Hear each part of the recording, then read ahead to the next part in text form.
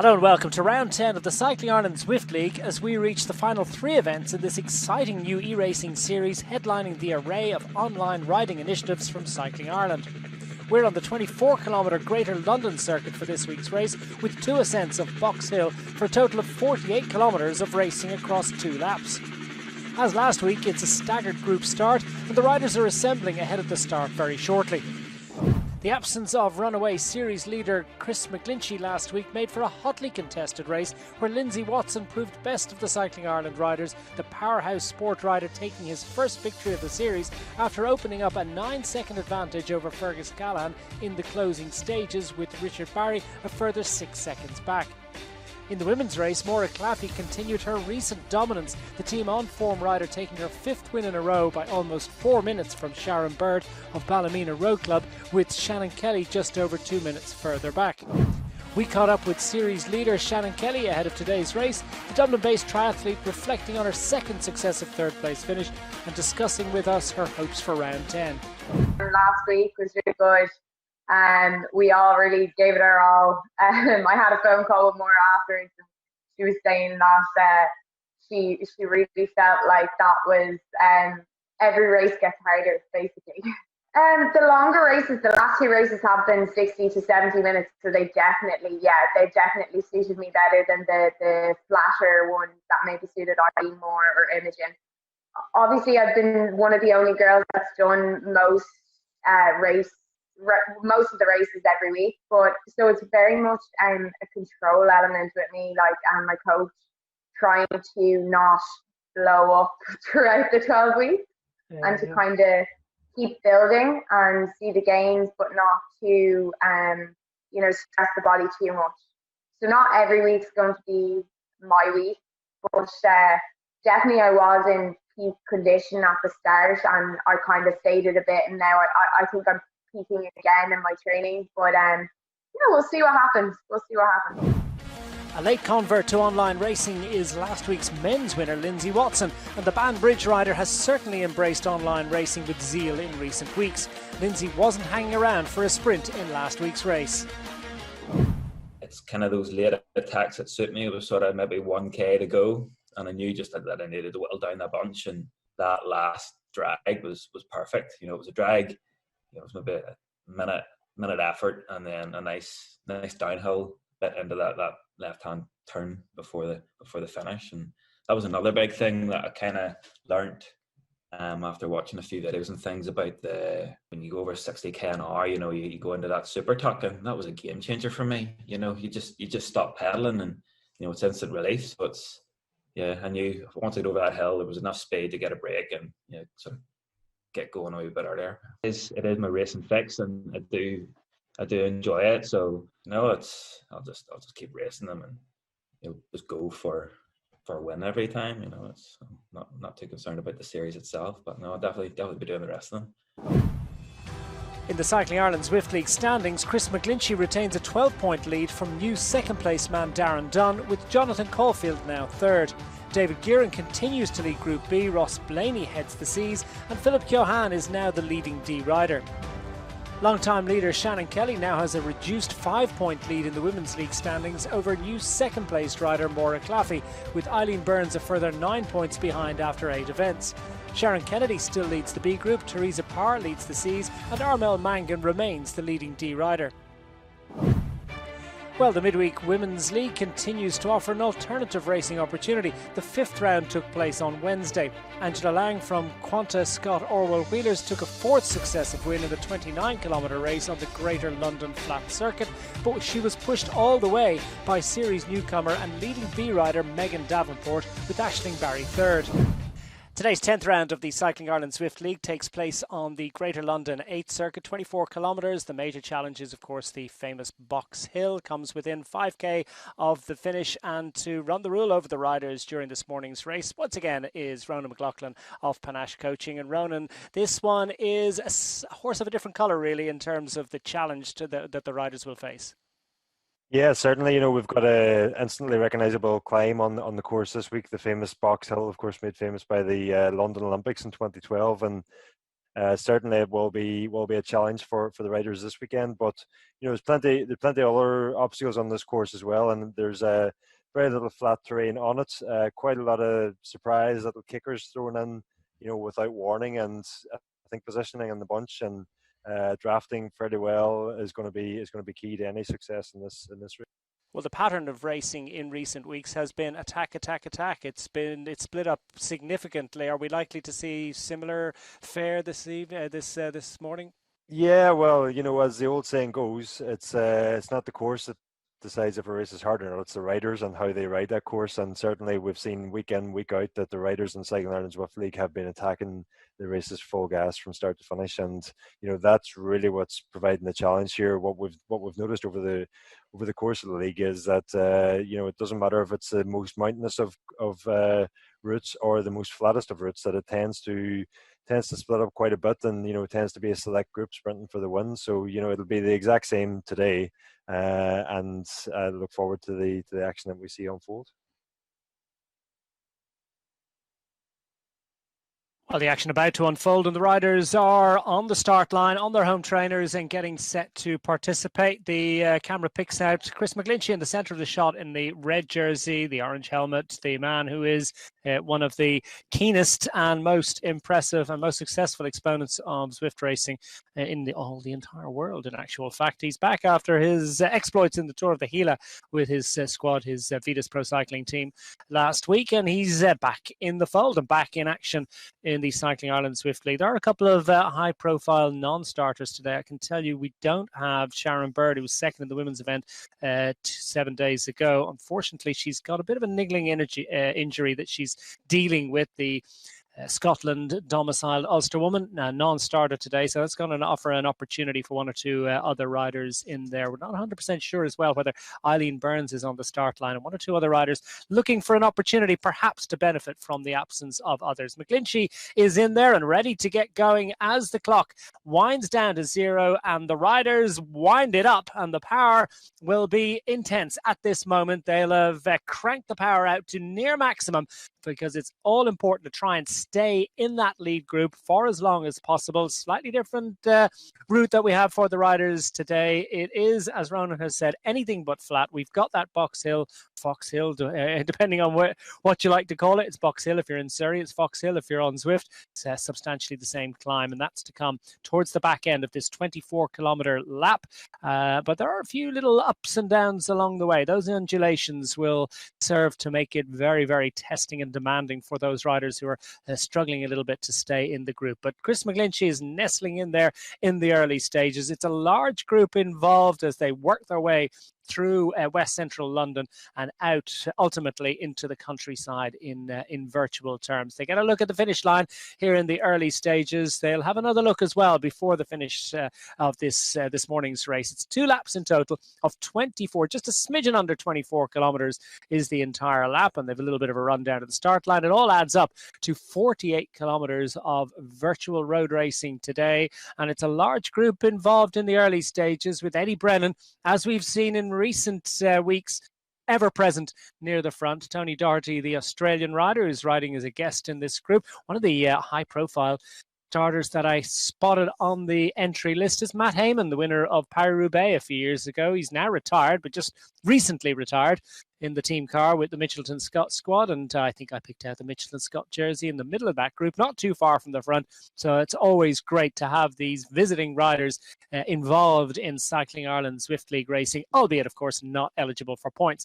Pick out Chris McGlinchey in the early stages, cranking out just over 300 watts, approaching 100 RPM, and his heart rate, well, he will have done a decent warm-up, so we're not going to be sort of looking at too much in the way of heart rate drift at this moment. He will have taken it out to around about where it can give an honest representation of the effort that he's making, along with the watts, and that tells us that it's definitely a decent effort, but not by any means his maximum output. And Chris McGlinchey in the early stages is staying in the right place, and it looks as if he's able to control his effort at the moment, Ronan. Yeah, he's certainly looking comfortable there, and if the camera had been able to pan down, I know that this is having to weigh down his turbo trainer with huge weights and everything, just so they can crank out that huge sprint that we've seen in previous weeks from him. So interesting some of the things riders are having to do to be able to get the maximum performance out here, and that was one thing that really jumped out to me when I seen Chris's setup there, that he was having to just almost lock down the turbo trainer to be able to unleash his sprint at the end. But this opening phase of the race here is crucial for this front group, especially anybody that can make it through this first phase. Just after we pass the start finish line there, we'll have a few short little drags that, if you're not ready for them, you're not warmed up and not prepared, you could easily find yourself under pressure very early in this race. And we all know that if you miss a split on Zwift, it's virtually impossible to make it back to the front. So it'll be by no means easy here in these opening kilometres. Fergus Callaghan there at the outer reaches of the top 10. Neil Delahaye, who we spoke to last week, he's a coach of With Cycling Ireland. He's a high performance coach indeed. And he'll know plenty of the riders in here, and he's recommending to all his athletes that they get involved in a little bit of online racing. It's great to stimulate, and sometimes easier to get out the big efforts in a competitive environment and really get a sense of what you're capable of doing. The early stages, somewhat of a feeling out process, albeit many of the riders in here will find their lungs are up around their ears at this moment as they try and cope with the effort that they're having to make. And it is pretty intense stuff. Matteo Cigala, second 2 weeks ago. Darren Dunn is well to the fore in the Cycling Ireland League, sitting second overall in the standings and well up in the early stages. It's all about trying to be close to the front, but not quite on the front. Richard Barry as well, I've just picked out as well, the man from Cork, prominent last week on the podium. So we've got 2 of the 3 podium finishers. Lindsay Watson, we understand, is actually a non-starter. We're going to keep an eye out for that, because right up until the start today, and indeed in our conversation with him ahead of today's race, we understood that last week's winner, Lindsay Watson from Banbridge, would be participating in the remaining rounds of the Cycling Ireland Zwift League. However, we didn't see Watson on the start line, so we wonder if he didn't have a little bit of an issue. We'll keep an eye on that just to make sure that that's I'm not giving you erroneous information, so it's not by any means confirmed, but we believe that there's a chance that Lindsay Watson's not actually racing.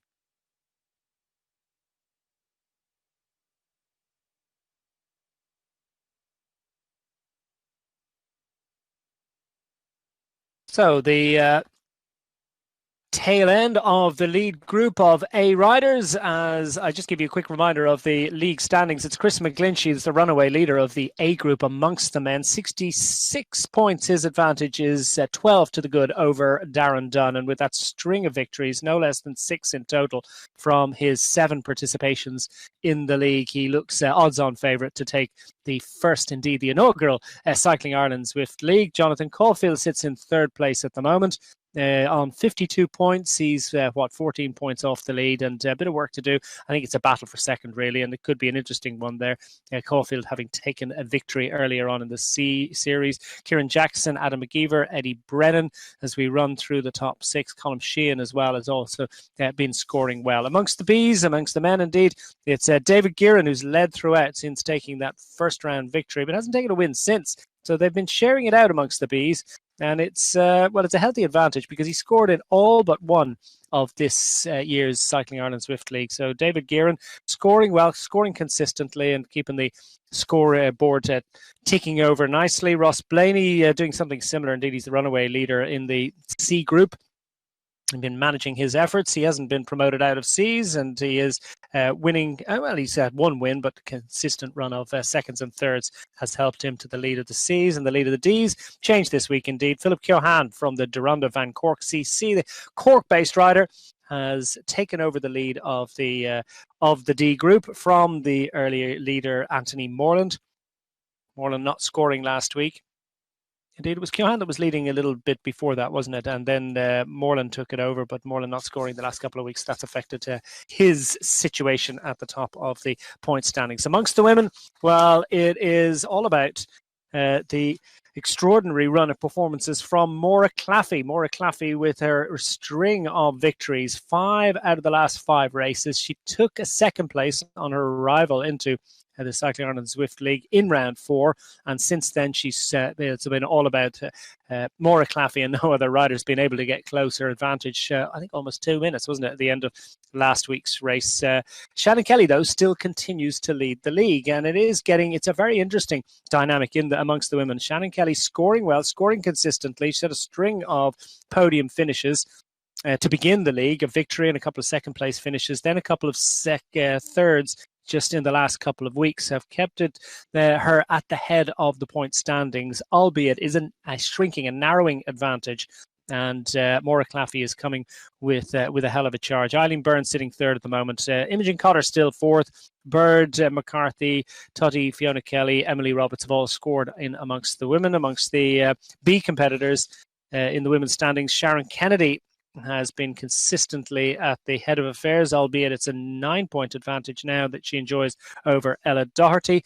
Amongst the C's, it's Teresa Parr that leads from Katrina Davis, a healthy advantage. Again, another 9-point lead for the Newry Wheelers Cycling Club rider. And Armel Mangan has led throughout a string of victories amongst the D runners in the women's competition. The Hub Cycling Club rider, it looks like she's got the D's all nailed down, albeit we've still got a few races to go. This amongst them, we're in the third last race, if you want to put it that way, of the Cycling Ireland Zwift League. Jurgen Simpson from Limerick Cycling Club has been pretty much an ever-present in the Cycling Ireland Zwift League this year. He's a super keen rider from Munster, and he's pushing hard, very enthusiastic volunteer indeed with Limerick Cycling Club, and I know they're very go-ahead and interested in promoting some big events this year, and Jurgen Simpson in that group, which is thinning out a little bit at the front, Ronan.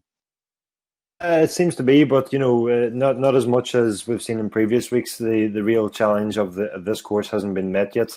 We will now drop down into the subway station and go down the subway tracks for a bit, and then miraculously we'll be in the Surrey Hills, which in real life are about 50 miles away. But that's the beauty of virtual racing.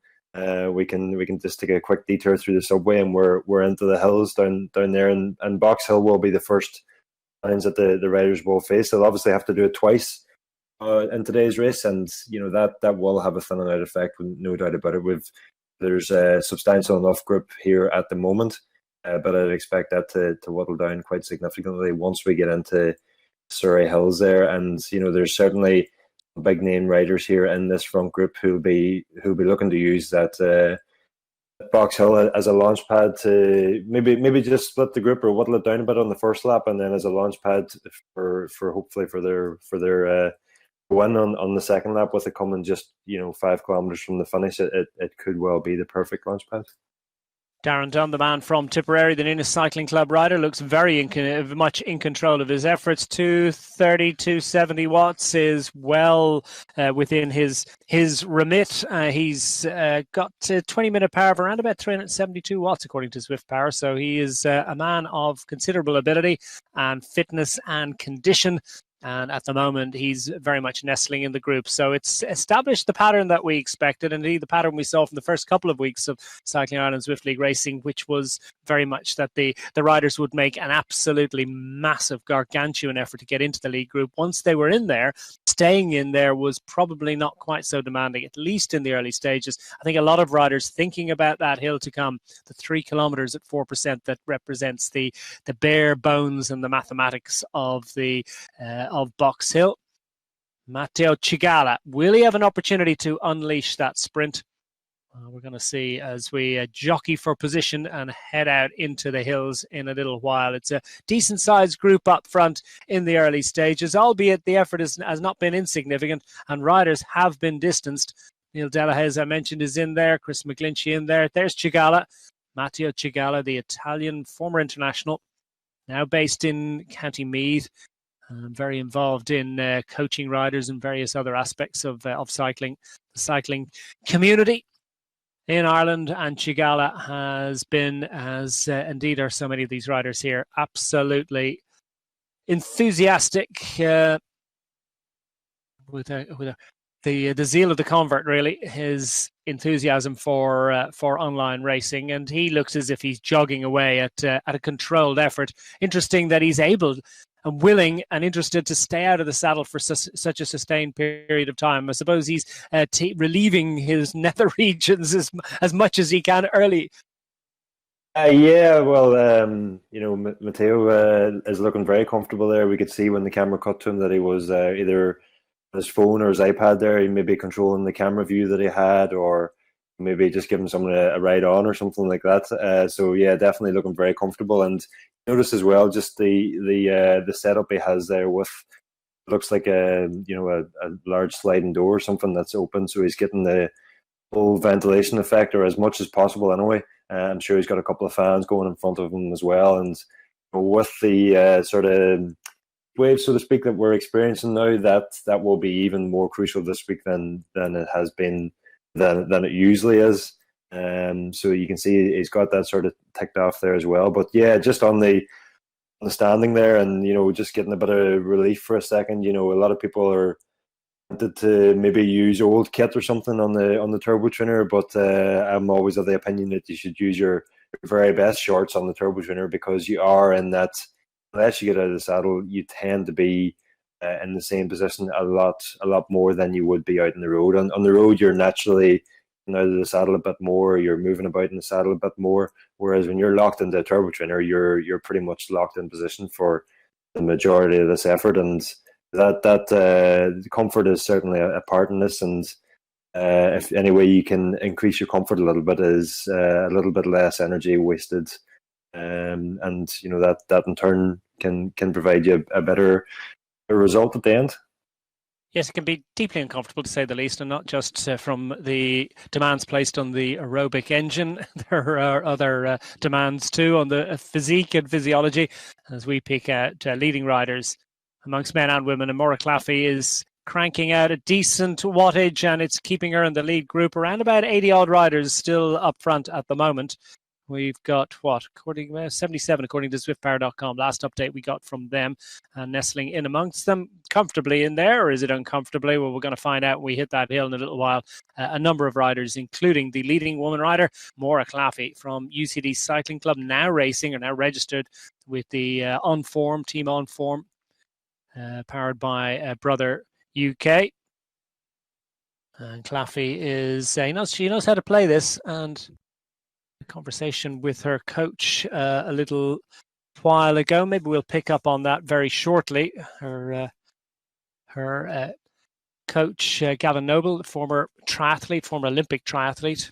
Well, indeed, he's not a former Olympic triathlete. He'll always be an Olympic triathlete, won't he? And Gavin Noble indeed coaches many of the riders involved in this competition. He really has hoovered up so many of the top triathletes. So Maura Claffey doesn't fall into that category. She's been a road rider for many years. And great to see Maura's pressing on. She's got the big telly. She's hooked up to the big vision, so she's got a decent sight of exactly how she's doing and where she is in amongst the leading riders, and just looking for some relief there. It's just the intensity of the effort. 179 beats per minute, I think, tells you some story, some way to go. Even if we don't quite know what our maximum is, suffice it to say, the 235, 240 watts that she's putting out at the moment is by no means easy. And I think we can hear now from Gavin Noble. We caught up with him a little bit earlier this week to talk about Cycling Ireland Zwift League racing and how important it is for his athletes, and how he's been evangelical in recommending it to them, and that they should get involved in it. Let's hear from him now. Well, for us, we train all our athletes very much based on power and data. And we do it remotely, so it's harder for us to coach in person on cycling, I think, and I think that's the same for a lot of people. So when we coach by data, the Zwift Power that gives you that data, and we always want our athletes to improve, and we want to improve various different metrics. But if you take simply threshold, it's really hard for you to go in and do a test by yourself in the bedroom. But that whole aspect of your peers are online, getting ready for the race, you can push that a little bit harder. And for us, especially during lockdown, when you're needing that sort of release, of energy, and maybe there's a little bit of frustration in there, it's definitely been worthwhile, and we've been quite happy as a coaching team seeing the power numbers increase. And I don't think we would have got that same return had we just been setting hard sessions at the weekend, So from that point of view, over the last 8 to 9 weeks, all the athletes, the ones who keep doing it the most, have actually really, really improved. So that gives us a good footing for when we go back on the road, That's Gavin Noble, who trains many of the riders in this event, including, of course, the leader of the Women's League, Shannon Kelly. So the two top rivals, they're also good friends as well and keep in touch. And Shannon Kelly and Maura Claffey, and indeed many of the leading male riders as well. Kieran Jackson amongst them, and one or two others, James Davenport and one or two others as well, who are keen triathletes as well. And yeah, I mean, it's a good take home, isn't it? It's an interesting message that basically, Ronan, you never quite get it out the way that you do in competition, and this is a really ideal environment to discover some new numbers, to really sort of push your training onto a new place. Yeah, certainly. We've all heard about riders who, and not just riders in cycling, but athletes in general across a whole range of sports. When it comes to competition day or race day, that they can really up their game, and they're almost a different athlete than they are in training, and that's well known across a range of sports, and certainly it's no different in cycling. And that, yes, some people can train phenomenally well and do huge numbers in training and that, but there are those athletes that just when it really matters on race day, that they can properly lift their game to another level. And it must be something to do with just that competitive nature, or just the requirement to dig that bit deeper. But certainly that's a known effect. Yeah. An effect, and a lot of riders have really developed their fitness and strength amongst this in the last few weeks. Richard Barry has come on strong, hasn't he? And he's appeared in amongst the top 3 finishers last week. Great performance from the St Finbarrs Cycling Club rider. Keen road racer, keen cyclocrosser as well, has performed with distinction in the Munster League in recent seasons. He's just a little guy, but he really packs a punch. 61 kilograms, they tell me, and he's well over 340 watts for 20 minutes of tough online racing. And a great third-place finish last week. So the climbs certainly suit him, and a climb is something that they are facing. Not too long now to go before we hit the daunting ascent of Box Hill. To many, it's not a particularly demanding climb, but if you're already pretty close to the limit when you hit the bottom of it, that 3 kilometers at 4% is really going to test and challenge the riders. Yeah, certainly. It's one of those that it's a bit like the Poggio and San Remo. I suppose if you just tackled the climb on its own, it wouldn't pose a major issue. But it's the fact that you're already on your limit and riding so hard, and then you have to take on the challenges that the climb provides. It's that combined effect that will really make the difference here. And there is the steep descent into the down the escalator into the subway as well. And for some riders, that will provide an opportunity to just recover a bit, come off the power a bit, and just their riders with an increased body mass, let's say, they'll be able to freewheel a bit on that descent and get that a little bit of recovery before the climb, whereas riders who are maybe a lot lighter won't have that opportunity to freewheel just as much. They will have to keep the work rate up a bit on that descent, and it's almost a double whammy for those riders, because they're not getting the recovery before they have to put out the huge power on the climbs. And Zwift does tend to favour riders who can put out more watts on a course like this, rather than sheer watts per kilos that will make the big difference on the courses that we had, including the likes of the Epic KOM and that, where watts per kilo really plays into it. Whereas in a course like this, it can be more about who can just get out the most numbers or the highest numbers, and that makes a big difference. You know what? It's not unlike road racing outdoors in that the little guys will say, well, you know what? It kind of favors the guys who've got the huge watts. They can really power it out, and particularly on a course like this. But you'll equally hear a lot of the big guys say, well, I'm a bit taller, so I feel like I'm being penalized. I'm incredibly aerodynamic when I'm out on the road on my regular bike, and I feel like my height is being penalised. And everyone has the odd little grump and believes that the other guy has an advantage, and that probably tells you that they're getting a lot of it very, very right indeed in terms of how they're working out the metrics to draw everyone into the fold. As we pick up on Shannon Kelly, who's in a group now, just hitting the lower slopes of this climb, and now is when it's going to get a little bit grippy, to say the least. Look at the sort of wattage that's been put out by the riders, the leading riders, all putting out 5.5, 5.8, 5.9 watts per kilogram. That's what's going to be required, and this one is going to stretch thin and cost a lot of riders their place at the front. Richard Barry is making sure to stay as close as possible. Jonathan Caulfield has been a winner in this series earlier on, sitting 5th, 6th, whatever. He's thereabouts at the moment, make that 4th. Richard Barry again showing the form that took him to 3rd place last week. Matteo Cigala is well to the fore, knows that he needs to be. Com Sheehan as well has seen his form come well lately, and he's in the top 10. Paul Forrestal as well, late of Scott Orwell Wheelers. He's moved club this year, and he's showing towards the front as well. But it's Barry who's we're picking out in the top 10 at the moment and close to the front. Shannon Kelly is drifting towards the back, and you can see the split starting to happen. That's inevitable on this climb. It's fully 3 kilometers long. This 6% section is demanding, and it ramps up a little bit as they get close to the top. That's where it will really test and challenge the riders, and that little section over the top before it ramps up again, well, it's a cruel moment in this climb. As I say, the bare statistics of it don't really suggest that it's one of the toughest climbs that they will have faced in the league so far this year. However, as we've mentioned, when the big engines start revving into the base of the climb, a lot of the climbers who would expect to do well in this on this hill will find that they were already on the limit for quite a while.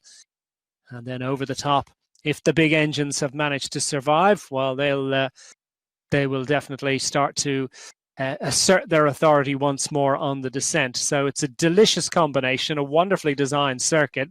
And at the moment, Richard Barry's absolutely flying. He's on the front, and not before long, it's Chris McGlinchey that powers into the lead of this bike race, or onto the front of this bike race.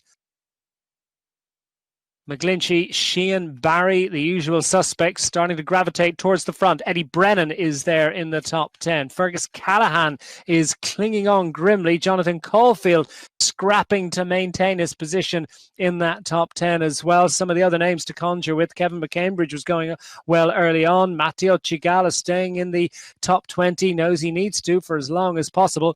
Got to do this one more time, remember, but they won't be thinking about that right now. They'll be thinking only about the effort that they're making. But Richard Barry wants to stretch it out, and he wants to distance the rest. He wants to see if it's possible, perhaps to force a split. Just as I'm saying it, we pick up on the images that tell us that in actual fact, he was just making his way back up onto the wheel of Chris McGlinchey. McGlinchey had reached the front of that group and knows how to play this one. He'll perhaps be able to form a group of leaders out front. Will they persevere with this one?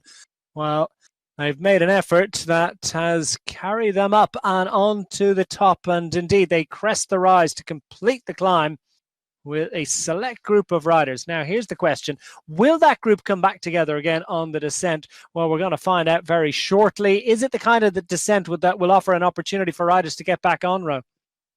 Well, we've seen there Chris was definitely forcing the pace and trying to force the selection, and he must be confident that if a group could get that gap there, that they could go away from here. So the descent isn't overly long, and without the technical aspect that you would have in an outdoor descent, it doesn't offer the same opportunity to come back. But we do have it's not very long before we have another slight kick back up. It's about 300 meters long, I think, 9% average. So that will probably offer a better opportunity for that group that we can see just behind now in the camera shot, to make the junction. And we can see here now, just as we're on that bit of a drag, that group behind is about to make the junction. But keep an eye on their watts per kilo over there on the right hand side of the screen. They were all lighting up orange. The power was certainly been laid down, and that this will have a huge effect on the numbers or the size of this group. It will be quite significantly whittled down by the time we back into the city centre here now.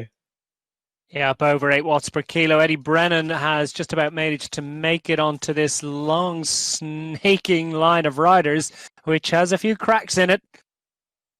And that's a relief of sorts for Eddie Brennan, but he's continued to make big efforts in order to maintain his position close to the front. Brennan showing it just to the outer reaches of the top 10. Colm Sheehan is there thereabouts. We've got one or two interlopers and visiting riders who are helping to contribute to the opportunity that is presented to the likes of Chris McGlinchey to draw themselves clear and to separate themselves from the herd, because that's what they want to do. Chris McGlinchey's not afraid to hit out for all that he has the most fearsome Zwift sprint you can possibly imagine. He also knows that there's more than one way to skin a cat, and he's prepared to stretch out for glory and go solo or go in a small group all the way to the line. And that's what's been great about the last few weeks of racing. Indeed, whether McGlinchey's been involved or not, the class and the standard of the racing and the fact that there's been so much attacking action has made it stimulating stuff, very entertaining indeed. We see a real catch-22 effect here, where the riders who have had the power to force the split on the climb and are in the strong group can really back off now in the descent and get that chance to recover, whereas the riders who have missed the front split really need the opportunity to recover because they've gone a lot deeper to keep the power on in the descent to try and close this gap. And that's really where the catch-22 effect that I'm talking about, where the riders who need that recovery the most are getting zero recovery. So that will play an effect the next time we get back around the Box Hill again. Those riders' legs would just be that little bit more zapped, and it could have an effect. Now we're coming back into the underground here, and the climb out of this underground, it's a 15% ramp up the escalator. Again, we were saying on the way in to the Box Hill circuit that it could have an effect, or a small effect. Well, coming out of the circuit here, it's going to have a huge effect. That 15% it really does kick in really quickly, and it has a huge effect for anybody who's ever ridden up it. Know all about it. It's almost like someone just grabbing onto the back of your bike and pulling you backwards. It's so steep, and you'll just watch now. The power will shoot up through the roof as they hit this ramp. Yeah, anyone who's ever run up the escalators in the London Underground knows that you tend to be a bit out of breath at the top of it, no matter how fit you are. Right here. You try cycling up them, I tell you what, even if they have put down a few wooden planks to make it a little bit of a more comfortable run across the top, and there you go. You just get a perfect demonstration of the way that Chris McGlinchey, he showed it his experience. He was well on the power before he hit the bottom of that ramp. It allowed him to go to the front of that group and maintain and manage his position absolutely perfectly. We saw some good experience being shown as well. We got a visual and graphic illustration of how the riders on the descent can just lift off the gas. They can stop pedaling for a little while, get the advantage of the tuck. Not everyone was using it. McGlinchey certainly was. Darren Dunn looks as if he's just about, easing off to comfortable pain of around about 315 watts at the moment. Still good for 161 beats per minute, but he's able to consider the possibility of texting a mate to say, I'll see you in half an hour. Maybe he's just having a little look at the statistics of one or two of the other riders in this group, or it's going to adjust camera positions, as you say. Well, anyway, Darren Dunn looks as if he's very relaxed, confident, well, as relaxed as he can be at 300 plus watts. I suppose it's impressive stuff there. That usually I find when I'm going as hard as that on Zwift, and the phone just doesn't want to work because there's that coming out of all my fingertips and everything, and touch screen just doesn't work. It's you'd be longing for the old-fashioned style keyboard phones, but I'd be phoning for an ambulance if I did 315 watts for too long. So there you go. He looked like he was very relaxed indeed. Darren Dunn safely in there and pressing on for glory. This group has been reduced to an altogether more manageable size. What are we looking at in terms of the gap? I think it's about 10 riders in there at the moment. Let's see if we can get full update on the numbers. I think we're showing, maybe 16, 17 riders on the last update that we had. Among them, Jonathan Caulfield, who looks as if he's delighted to get any sort of a benefit from the ease of the of the gradient now. He's still out of the saddle, has to continue to pedal to maintain his position in the group, but it looks as if there's an opportunity perhaps to... well, he's made a huge effort. Look at that, 192 beats per minute, and he's not yet recovered. That's been a huge expenditure from Jonathan Caulfield. Yeah, certainly, but that's where the effort has to go in to make that front group. There's no sense really in saving your legs to be feeling good in one of the groups that is further back the road. Jonathan's made the effort here. He's got himself into this front group, and now he's in a really good position. But to score highly this week again, which will obviously contribute massively towards his overall standings, and with the group has whittled down here now as we expected, and as we said, Box Hill might pose a difficulty, but really it's the riders and that decide how hard the race is going to be raced. And as usual in the Cycling Ireland Zwift League, the power was certainly laid down on Box Hill, and the result now we've got a very small group that will likely build on the advantage that they have to the next groups on the road. And everybody in this front group now will be fairly confident of going highly in this week's event. But it'll be nice to see, will any tactics come into it this week. Obviously Chris McGlinchey's in there and has taken so many wins across the 7 rounds that he's been involved in. If he takes another win today, that pretty much guarantees, well, it does guarantee the overall standings for him. But if he makes another attack on Box Hill, will the riders try and follow and isolate themselves with him, or will they maybe try and let him sit out front and sort of himself, so to speak, and use up all those watts that he has, with the hope that a group working together behind can bring him back, and maybe the fresher legs then take him in the sprint. Yeah, that group behind is at just over 8 seconds, by the way. We've got 17 up front according to our standings at the moment. So Chris McGlinchey and friends are enjoying an advantage that is, as you had predicted, as things currently stand, it is expanding. It's still at a sort of a tenuous moment, isn't it? At less than 10 seconds, you think, well, that's a tantalizing gap. That's something you can get across. But everybody's made huge efforts, and it's not that easy. And it is going in the right direction. Up to 11 seconds. Every couple of 100 meters, they're actually gaining a second or two. It's not going to the advantage of those chasers behind. So as things currently stand, it looks as if this group are in good shape. Eddie Brennan, he maybe doesn't feel like he's in good shape, but he's very focused there. He's keeping his eyes on the prize and on the screen. Takes a moment to mop his brow from what's been a fairly effective effort so far from the Dubliner. Dublin Wheelers Cycling Club, a club with huge, massive tradition in the sport. Is it the oldest cycling club currently extant in Ireland? It could well be. It's a pretty old one. There's no doubt about it. It used to operate from an old tram out in North County Dublin once upon a time. It's altogether different technology being employed by Eddie Brennan. Course, if they were in a tram and we're going underground today. Well, indeed, yes. Quite Lewis stuff, but Eddie Brennan looks as if he's enjoying this to some extent. Still revving out at a decent rate, but mid 200s in terms of the wattage output is well within his compass at the moment, and he's safely nestling in that group. He's had a string of good results. He scored in all but one of this year's Cycling Ireland Zwift League events, and sits in a handy 6th position in the lead as things currently stand. So an opportunity for him to add to his points haul today. Worth remembering as well that many of the riders in this leading group are not eligible for points, so could well be that pretty much all the riders in here, should they stay in the group or at least close to these positions, will indeed have an opportunity to score. But everybody wants to score the big points, and there have been not that many indeed that have won this event. We've had 13 riders have scored podiums amongst the men in the A group. 4 of them have managed to take the victory. 3 of them have come from Ulster, 1 from Connacht, and we've had a total of 29 riders who've scored points in this year's Cycling Ireland Zwift League. So the usual suspects have made their presence felt on or close to the front, and Eddie Brennan thinks it's his time just to scroll through to the front. Everybody's working well together, and there's a nice sort of a sense of ceasefire and entente cordiale amongst these riders up front. And on screen here, the road is looking relatively flat, but it's by no means flat, that section that they just came through, and the last little ramp that we just came up there was up to 5 or 6%. But even before that, the road's constantly undulating.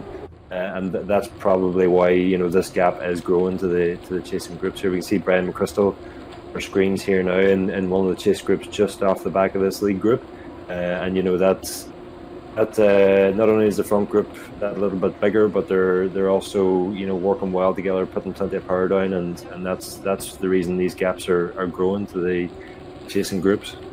He's surrounded by numbers, the former triathlete, and he's been a roadman of some repute and great standing over many years indeed. A Ross rider, second on a Ross stage a few years ago, I seem to remember, into Cork, and he's got the numbers all behind him. He's putting out some decent numbers. 155 beats per minute at the moment would suggest that he has plenty of time maybe to take a swig from his beat on, get the fluids in. It's so important. But that group, are they going to be able to get back in contention? The chasers, I can tell you now, showing it 25 seconds behind. So just over 30 seconds indeed is the delay for Brian McChrystal in his hopes of getting on terms and getting up amongst the leaders. So do we have a sense perhaps that these chasers are resigned to their fate? Perhaps have they accepted their situation?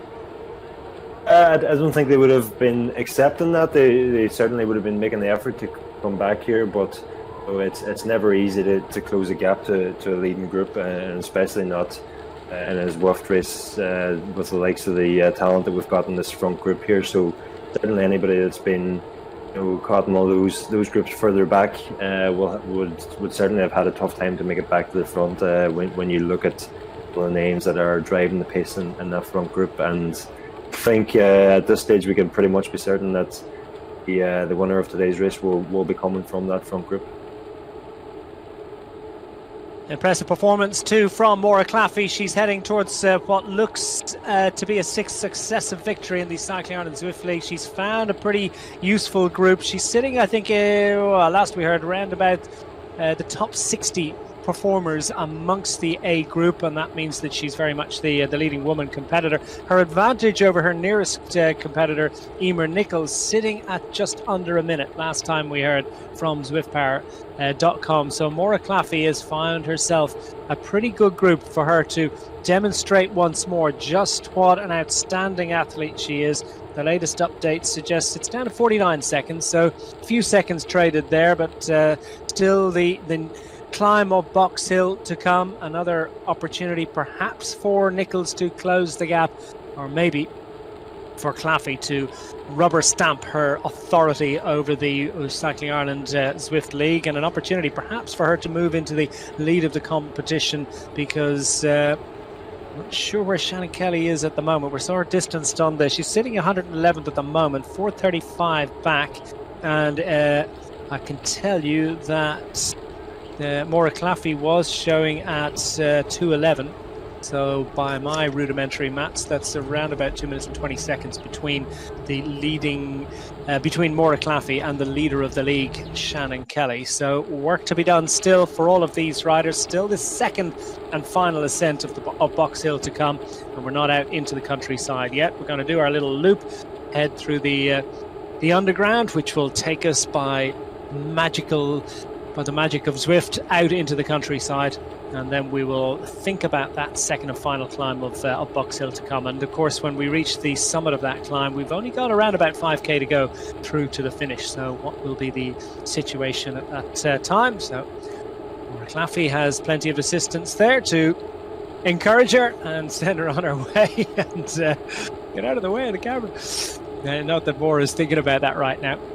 Well, we're just talking about the gaps opening up there, and that's one of the huge strengths that Maura has, is that she's able to get herself into these these groups that are maybe slightly further ahead than her competitors, and those groups then, the fact that she can get herself in there means that she can then avail of the extra speed that group's traveling at. And we've seen last week that Sharon Bird was so close for so long, just right behind but in the end up, when the elastic did snap, the gap went right out to, I think it was 4 minutes by the finish, and that obviously it's not easy to do, but the fact that Maura can get herself into these other four groups on the road make a huge difference. We see here now that Shannon Kelly's on her own, and that almost an impossibility for the gaps are there to 2.5 minutes, and that most likely is because she's found herself on the road here. She's having to do all the work in this group that's chasing behind, while Maura can get herself into a group that's working well together, slightly further ahead. Yeah, it's the headache, isn't it? You get yourself into a group that's not capable of carrying you along at the pace that you need. Having said that, Shannon Kelly's working well in this group, and indeed we also have seen Maura Claffey working in her group too. So it's all about mutual sustained benefit and based on the athletic ability that carried you into the group in the first place, and that's certainly the case for Chris McGlinchey as he makes the effort, brings himself through to the front. Moreno, the visiting rider, has been making his consistent contribution, as indeed has Tom Heel. Daniel Pettinger as well as another visiting rider. Tony Doherty is, despite the name, he's actually an Australian rider who's taken part in plenty of these events over recent weeks. And let's run through some of the names of the Cycling Ireland riders. Darren Dunn's in there. Richard Barry is amongst these riders. Paul Forrestal is in there. Strata 3 Velo Revolution. I didn't give his club a name check last time round, so apologies for that, Paul. He's moved across to Strata 3 Velo Revolution this year. And Chris McGlinchey looks comfortable in there. It's a small enough group. It's a 14-second advantage over the nearest challenger. 16 riders up front.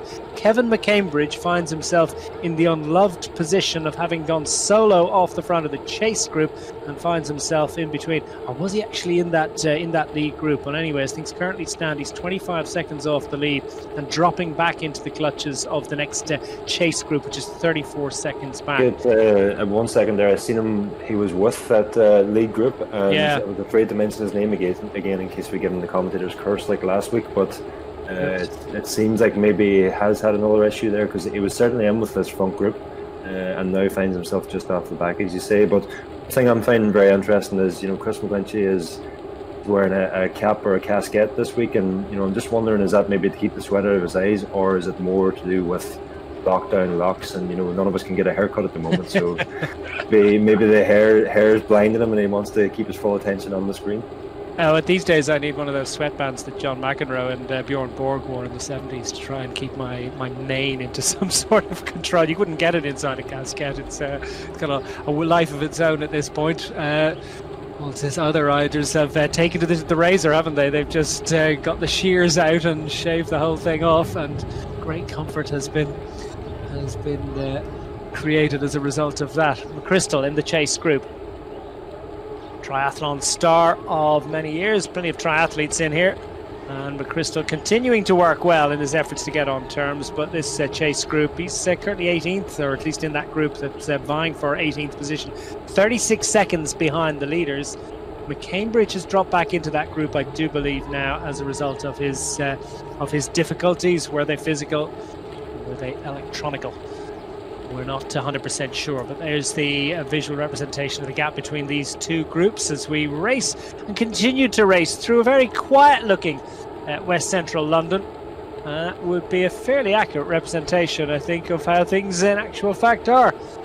The chasers behind have a bit of work to do. Will there be an opportunity for them to get back on terms? The gap, in actual fact, is going in the wrong direction. It's just stretching out just when they needed to come back together again. Even if they were to make the junction, you wonder what would the energy expenditure have been in terms of what they would have left for this tough climb. Through the tunnel, what will take them towards the countryside. Jonathan Caulfield up front. Fergus Callahan, he has for company Eddie Brennan, the Dubliner. Tony Doherty is the Australian rider. Fergus Callahan, as I've mentioned. Darren Dunn. Let's run through them as they change around. Jonathan Caulfield works his way to the front. Richard Barry. Paul Forrestal is the teacher. The Strata 3 Velo Revolution squad, as we look at the man from Mayo, from Castlebar Cycling Club, Jonathan Caulfield, who has performed with great distinction. String of podiums in the three, indeed in the first 4 rounds. Took victory in round 4, Jonathan Caulfield, and has scored consistently. He's only failed to finish among the scorers, the top 10 Cycling Ireland Zwift League competitors in one of the 9 rounds held so far. So Caulfield has managed to get himself in here, and this looks like the group, Ronan, that is going to contest things, and they'll be thinking, no doubt, about saving a little bit of an effort for the battle to come, perhaps. Yeah, certainly. All the riders are going to be thinking ahead now to the next time we have to go up Box Hill here. Certainly, that's where the action will happen, and when we do summit it, there's only 5 kilometres to go. A good part of which is with that sharp descent that we've seen. So certainly, some riders will be planning to make their move here. Others will be planning to hold on if they possibly can to get themselves in that front group to contest the sprint. But I think it's going to whittle down even further here now. This next time up Box Hill, we're probably going to have small groups of 2s and 3s chasing each other, coming back in towards the city centre. Interesting situation developing here with Tony Doherty, who's an Australian rider who's been guested in the league, and he's been to the fore in the last few weeks, has decided to go solo here, sees an opportunity. What do you do if you're one of the Cycling Ireland riders? Do you think about using energy to chase this lone attacker up front, or do you perhaps save a bit knowing that he's not scoring points? Well, it depends on what their goal is from today's race. Some riders will be well up in the overall, and they'll be thinking solely about the points on offer for the overall standings, whereas other riders may be up there in that overall standing. The likes of Kevin McCambridge, had he made this front group, he hasn't participated in enough rounds to be in the overall stands, and his goal, or riders was the same thing as him, would be working towards a stage victory. And with that in mind, they may be inclined to follow Tony Doherty here. Sometimes it is quite a good move to make if you can go away here before the climb. Everybody in the group starting nervous, thinking about the climb, doesn't want to spend too much energy, and sometimes if you can get out before that, you can certainly build up an advantage that can be unsurmountable by the time the riders do hit the climb. Well, what would that lead have to be at the moment? It's a fairly narrow and tenuous 2 and a bit seconds for Tony Doherty. He's continuing to make the effort, and meanwhile the riders behind, perhaps not with the same intensity, albeit it is a decent effort, but they're rolling through, and they're picking up riders who've been dropped, and they're riders who will have encountered difficulties. We also have to remember as well that the A, B, C and D groups started a minute apart. Some of the riders towards the back will have been distanced, so they'll be hoovering up riders who are not involved in this competition and won't be able to tag on for very long at all. So just a little bit of a change at the head of affairs, but not a lot of those avatars are not to be considered for very long here. As we look at Darren Don working his way to the front, and Doherty has been called back into the fold. So a momentary, was it a little bit of a folly? Was it a use of energy that he could be more usefully employed when they get to the climb coming up in a little while? Well, Doherty, did he decide to come back and to rein it back in again, or was it perhaps that the sheer force of the shared effort of the group behind just meant that he wasn't able to stay out front? On a flat road, it is not easy to go solo. Certainly not, and very, very difficult to push ahead and build a substantial advantage there, on your own on a flat road and on Zwift. And it may have been that he just found himself off the front, trying to move up in the group and just find himself slightly off the front. But it is, if you can get a huge stall in the group behind and you time your attack right and build up a huge advantage, the tactic can work. But it's more one for the roads than one for Zwift. Well, we're down to the final 10 kilometres, so we're probably somewhere in the region of around about 3 kilometres before we reach the 3-4k before we reach the base of the final climb of the day, the second and final ascent of Box Hill.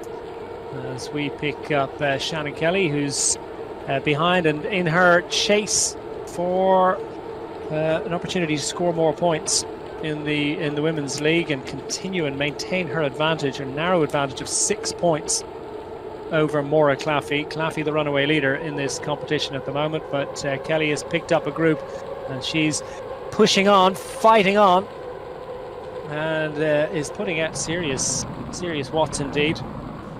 Big intensity. Every time the camera does cut back to this group, it's Shannon Kelly who is on the front, so getting a little bit of assistance from her the others in the group here, but certainly she's having to do the bulk of the work, and that's because she is up there in the overall standings and she has the most to lose, I suppose, from dropping down the standings here today. So we can see she's putting in a big effort there and doing everything she can to close this gap. Yeah, she's going to race this one clean and honestly right through to the front, to the conclusion today. Quite a way to go for her, for Maura Claffey indeed. The leaders in the men's competition are within the final 9 kilometres. Maura Claffey a little bit further behind. Last time we heard she was at a remove of, well, now I can tell you it's 2 minutes and 49 seconds from the very front of this race. But she is the front. She is the leading competitor in the women's competition, and she's got plenty of other riders for assistance, and Claffey too is continuing to make the effort and ride through to the front as they share the pain and the anguish and the effort. Just noticed there seems to be only one turbo trainer in operation in Maura's house this week, so maybe they've solved that problem. Yeah, first up, best dressed there. I think she had to get up about 4 o'clock in the morning to make sure she could get to the turbo trainer in time. James Davenport, of course, her partner, shares that turbo trainer. I think there's at least one other person who's demanding. I think they have 2 turbos and three for 2 turbos, which makes for, I can imagine everybody's wolfing down their Weetabix to get to the turbos on time. Anyhow, Maura Claffey, as would befit someone who's taken victory in the last 5 rounds of this series, has certainly got bragging rights to get one of those turbos, and she's using it to great effect as she continues to press on. And I think really now she's probably entitled to have both the turbo trainers, one to race on and then one as a backup in case she has a mechanical or something that she can across to quickly. The way she's going in this league, she certainly wouldn't want to be taken out by some misfortune. Yes, would that work, I wonder? Yes. Maybe you could have someone on a different bike. You could jump. No, that's ridiculous. Yeah, okay. we can examine the opportunity. We have all sorts of conspiracy theories happening here now if we're not careful. Indeed. Well, there you have it. The first and second in this league competition, Shannon Kelly pressing on, but she's been distanced considerably at this moment as we see Maura Claffey's further up and heading and plunging down the descent, plunging down the escalators that will take her by degrees out into the countryside. The men, I can tell you, within the final 7.5 kilometres of this event, the leading male competitors amongst the A's. So things are going to get very interesting very shortly. Could well be on the climb now at this stage. Yeah, they could be on the climb. So we'd like to try and get back to the front of the race if we possibly could, the male race, and to see just how that group is splitting up, whether they're managing to keep it together. Now there we have it. We certainly are on that climb, as indeed we had anticipated. And Darren Dunn is fighting to stay in contention up front. Darren Dunn is within touching distance of the front indeed. Chris McGlinchey's just ahead of him, and he's within a few bike lengths of Chris McGlinchey. As McGlinchey goes to the front, looks to power on across the top of this climb. Tom Heel is a visiting rider in between himself and McGlinchey. So it's McGlinchey, then Heel, then Darren Dunn is the second of the Cycling Ireland riders. Not sure exactly who A1 is or AI. Colin Sheehan is there amongst the Cycling Ireland riders. Fergus Callahan, Richard Barry, but lots of gaps and cracks starting to develop, and these leading 4 up front, containing 2 riders with an opportunity to score the maximum 10 points in the league. Well, they are looking to forge a winning advantage here. Will we see them press on all the way to the top of the climb? They've got a way to go before they reach the top. At the moment, Chris McGlinchey seems happy and content to make the effort. Darren Dunn, just a couple of bike lengths between himself and the others, but he's managed to fight his way in here, and he'll go to the front and may well even be tempted to make a little foray off the front, just as I say it. He eases off the pedals by just the merest hint of a fraction, and that ensures that he maintains some sort of a draft advantage at the kind of pace that these riders generate across the tarmac. Even though it is on a climb, they're going 33-34 kilometers an hour. There still is a draft effect. Yeah, it certainly is, and the aerodynamics will have a factor here as well. And you see some of the riders are on the Tron bikes there, but any that aren't seem to be on aerodynamic options, and that does play a part in Zwift here as well. And as you're selecting your bike, and you can see what the how the bike scores in terms of aero or weight. But obviously you have to work your way through the game and up through the levels to unlock the faster bikes, and that all certainly makes a difference. About 9 seconds now, 10 seconds showing between the leading 4 up front, with McGlinchey pressing on. He's starting to cause a couple of cracks here as he looks to charge on across the top, and he's going to have a little bit of a decision to make. Should he retain a similar looking advantage through to the top of the climb? McGlinchey goes for glory. Heel, Sheehan and Dunn look to try and get on terms, but will they be close enough by the time they reach the top of this climb? It's not too far away now, but Chris McGlinchey, well, he's not afraid to go solo. We've seen this in the past, albeit we did see a couple of weeks ago he had an advantage not dissimilar to this, and he decided to, well, maybe just throttle back. Was it a voluntary decision, or was it maybe just a sense that he was just a little bit too far out from the finish? This might be a tempter for him. The top of the climb beckons for Chris McGlinchey of the Vitas Pro Cycling, presented by Brother UK team, to give it its full title. And Chris McGlinchey, the gradient eases for him, albeit briefly. Another little ramp before they get to the finish. He's made a big effort, there's no question about that. He likes to put on a pretty good race face, looking cool, calm and contented. Not so sure how cool he is. He is relatively calm. He's in control of his effort, albeit he has burnt a match or two there in opening up an advantage of approaching 4 seconds now over Darren Dunn, who goes to the front. Sees this race disappearing up the road. Darren Dunn wants to score big points here today, but I think he'd really, really love to take his first victory of the series. Amongst those leading competitors, probably the only one that hasn't tasted victory, hasn't tasted glory, and he would really love a win. So it looks like McGlinchey has just eased it off, recognised that those riders were coming back to him. So McGlinchey, Dunn, Sheehan, AI and Tom Heel are joined once more. Tony Doherty's within 5 seconds. He's the avatar just around about 5 seconds back that looks like he could get back on. But what's going to happen to the likes of Richard Barry, Eddie Brennan, Fergus Callahan? They're 14 seconds back and they're in a difficult moment. I've certainly seen Chris lay down some serious watts there again, open up the advantage and then just get reeled back in again, but it certainly seemed like he eased off the power there coming over the top of the climb. We are on this kick back up again now. You can see the power going back up through the roof, but now as we start the descent, it's probably going to be a case of this front group of 4 or 5 riders staying together and contesting the sprint, contesting the race in a sprint finish. That looks like your lead group. The weather just turns a little bit nasty. Not that the riders will be feeling it. A lot of them will be a little bit hot under the collar. Those that are wearing collars at any rate, because, well, in Ireland at any rate, where most of these riders are based, the conditions have been positively balmy over the last few days. So this is just a little bit of a summer thunderstorm that has been visited upon the riders. It's not going to affect them in any real sense. And Chris McGlinchey safely back in the fold. Darren Dunn, Colm Sheehan have called him to heel, as indeed has Tom Heel. AI is in there, who's not involved in the Cycling Ireland League as I understand it.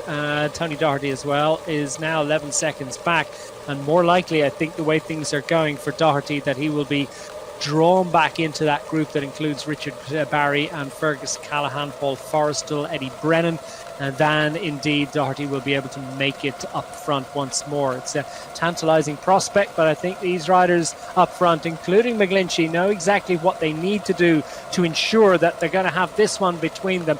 Just over 3 kilometres remaining. Are we going to see, is there an opportunity for any late attacks, Ronan?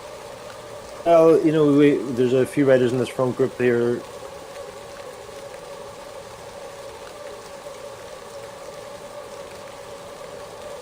Pictures just momentarily denied us, but we're back with the live action with just over 2.5 kilometres remaining, and it's Chris McGlinchey that rolls to the front. And are we going to see any of those late attacks, as you were saying, Ronan? It would be a brave man that would risk it.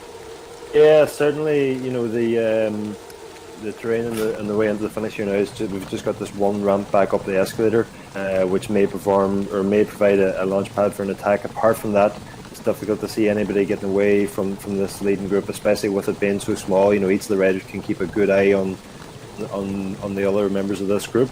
and certainly it looks like we're going to see another sprint for the victory today. And certainly we know Chris McGlinchey's sprinting ability. A couple of riders who aren't forming part of the overall standings or aren't in the Cycling Ireland Zwift League, who we're not sure just how good a sprint they have, may provide a surprise here, but certainly you would have to say Chris McGlinchey's in the driving seat at the moment, from what we can see on our screens here. Now, is there going to be any finessing? We see that the chase group have managed to close that advantage. They've managed to just sneak 4 seconds of that back. Darren Dunn is at a moment of hubris. Is he just eager to show what he's made of, or is he going to make a little bit of an effort? The shortest of 15% ramp, but I don't think that was a huge effort there. He was just on the gas at the right time. I think he was just, preempting that 15% gradient on the escalator and just getting a bit of power down before he hit it to carry himself over it a little bit easier. And certainly that is the best way to tackle, short little kickers like that.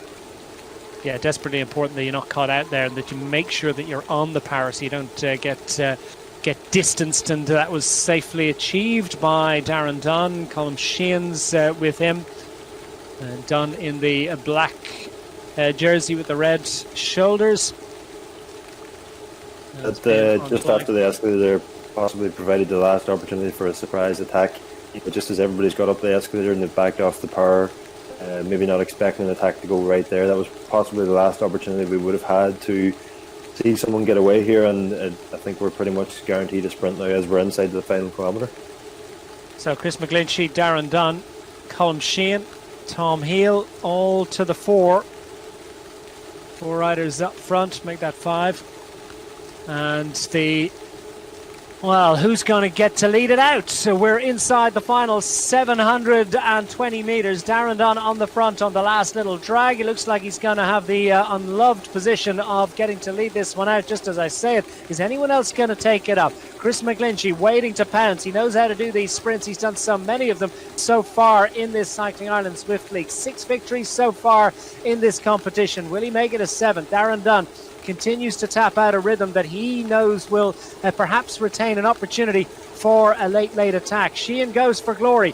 9.8 watts per kilo. He's got a bit of an advantage, and McGlinchey sees the danger. Inside 300 metres to go. McGlinchey launches his attack and launches his sprint. Will any of the rest be able to stay with him and go for glory as we go back to the front of the men's race? And it's Dunn that has been overhauled, and McGlinchey is not going to be denied. Inside 50 metres to go, and across the line to take the victory. Chris McGlinchey gets the win from Tom Heal, with Darren Dunn, the second competitor from Cycling Ireland to score. Colm Sheehan will get 3rd place points, and the rest will work their way back in. We switch to the lead of the women's race as we'll think about what we've just seen amongst the men, and that was another powerhouse display from Chris McGlinchey. Stunning performance in the sprint, Ronan, and there was really nothing that anyone could do about it. Probably the right tactic to launch early to see if you could catch him out. Yeah, certainly Colm Sheehan gave it a real good go there, and possibly did catch Chris just slightly unaware coming into the final few hundred metres there. But I think again Chris had taken up the perfect position. He was at the back of that leading group. He was in the slipstream of all the other 4 or 5 riders around him, and when he laid the power down, that really, he's got the extra watts in the sprint, and then he's also got the slipstreaming effect. So really I would have liked to see that front group maybe force Chris to the front to try and force him to lead the sprint out and launch that surprise attack while in the slipstream, whereas they almost give him the perfect lead out there. And when you give a man like Chris McGlinchey a lead out like that, it's very rare that he's not going to take the win. Not going to be easy to take it. As we get confirmation of the finishing order at the conclusion of this 10th round of the Cycling Ireland Zwift League, it's Chris McGlinchey from Fearless Pro Cycling that gets the victory ahead of visiting rider Tom Heal. 3rd across the line, Darren Dunn, who laid it out. Brave and glorious effort and a podium finish for the Velo Revolution rider. Colm Sheehan in 4th position. Japanese visitor AI in 5th. Paul Forrestal gets up from the chase group for 6th ahead of Hengdu, Brennan, Doherty and Barry. That's your top 10 across the line. I think we can pick up and get a look at the the finishing moments, and it was an interesting sprint finish as we'll look to watch a replay of that sprint finish a little while ago. And Ronan, it was all about Chris McGlinchey in the closing stages, but as we said, it was a great effort from Dunn to lead it out. Yeah, certainly, but a lot closer than we've seen in previous weeks. There's maybe a couple of bike lengths there between Chris and the chasers. It wasn't the runaway sprint finish that he's had in previous weeks. So there is the opportunity there, maybe in the final round or two that someone will crack this and figure out a way to beat Chris. But certainly, another fantastic performance and from everybody in the front group. The pace was incredibly high today, and it came down to a sprint there for the line as we just seen. Yeah, stunning performance from Chris McGlinchey. Are we going to see a similar repeat victory from Maura Claffey? She had managed to reduce her deficit indeed to 2 minutes and 24 seconds across the top of Box Hill last time of asking, and Maura Claffey on course for a 6th victory of the series. Emer Nichols sitting at a distance of just over 2 minutes behind Claffey. It's been a decent scrap between the two indeed, given that they were in different groups, and Shannon Kelly further distanced, and that's the leading 3 competitors amongst the women. We're going to bring Maura Claffey across the line to celebrate what seems likely to be another great success in the league. And will it mean that she draws ever closer, maybe into the lead of the league overall? As things currently stand, 5 victories from the last 5 rounds, 6 podiums indeed, 6 top 2 finishes from the last 6 visits to the Cycling Ireland Zwift League. It's been dominant performance once more from the Dubliner Maura Claffey, and she's within the closing stages now, inside the final 300 metres of this 10th round of the series, and Maura Claffey has done what she came to do. She has justified her pre-race favoritism. She's had the strength to get into the lead group, and Maura Claffey is safely in this group as she rolls across the line in amongst this group of other racers. Maura Claffey has taken victory in the 10th round of the Cycling Ireland Zwift League, her 6th success. It seems as if she's in pretty good shape for the overall lead title. Well, that's it from the 10th round of the Cycling Ireland Zwift League. We'll be back for the 11th round, same time next week. And it only remains for me to thank Ronan McLaughlin for his great efforts up in Donegal. Thanks very much, Ronan, and we'll look forward to next week. But for myself, Declan Quigley, it's goodbye for now.